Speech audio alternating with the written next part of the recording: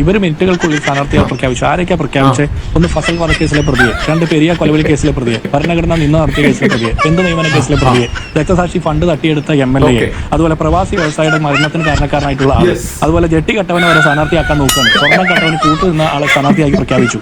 മിനിറ്റുകൾക്കുള്ളിൽ സ്ഥാനാർത്ഥിയെ പ്രഖ്യാപിച്ചെന്ന് കാര്യമില്ല. നാട്ടുകാർക്ക് കൊള്ളാവുന്ന ആളെന്ന് പറഞ്ഞ് പേര് പറഞ്ഞ് പൊതുസമൂഹത്തിൽ വോട്ട് പിടിക്കാൻ CPM-കാർക്ക് പോലും പറ്റാത്ത രീതിയിലുള്ള ഗതികെട്ട ആളുകളെ പ്രഖ്യാപിച്ചിട്ട് ഞങ്ങൾ പ്രഖ്യാപിച്ചു എന്ന് പറയും. ഇപ്പോൾ LDF-ന്റെ സ്ഥാനാർത്ഥി കൊട്ടാരക്കരയിൽ വസീഫ് ചോദിക്കുക കോൺഗ്രസിന്റെ സ്ഥാനാർത്ഥി ആരാന്ന്. ഞങ്ങളുടെ സ്ഥാനാർത്ഥി നിങ്ങളുടെ മുൻ MLA ഐഷ പോറ്റി.